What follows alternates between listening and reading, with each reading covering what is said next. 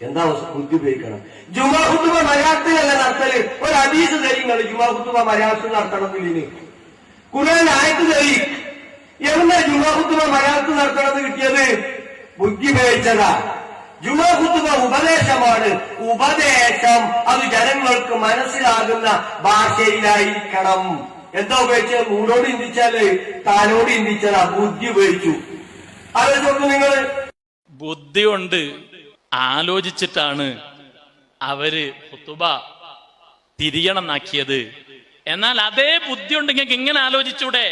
ഈ പള്ളിയിലേക്ക് വരുന്നതിന് വേണ്ടി ക്ഷണിക്കുന്ന സ്വാഗതല്ലേ ബാങ്ക്?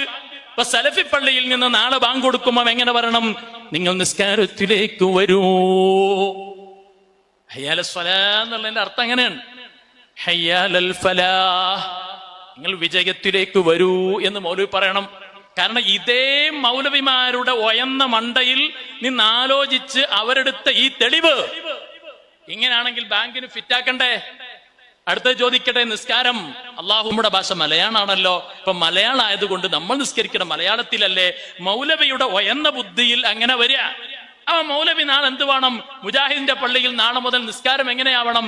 നിസ്കാരം മലയാളത്തിലാക്കണം. അല്ലാഹു അക്ബർ, അല്ലാഹു വലിയവൻ, അള്ളാഹുവിന്റെ നാമത്തിൽ ആരംഭിക്കുന്നു, സർവസ്തുതിയും അള്ളാഹുവിനാണ്, അവൻ കാരുണ്യവാനാണ്, കരുണവാനാണ്, ഇങ്ങനെ തുടങ്ങിയിട്ട് ഫാത്തിഹ മലയാളത്തിലാക്കണ്ടേ?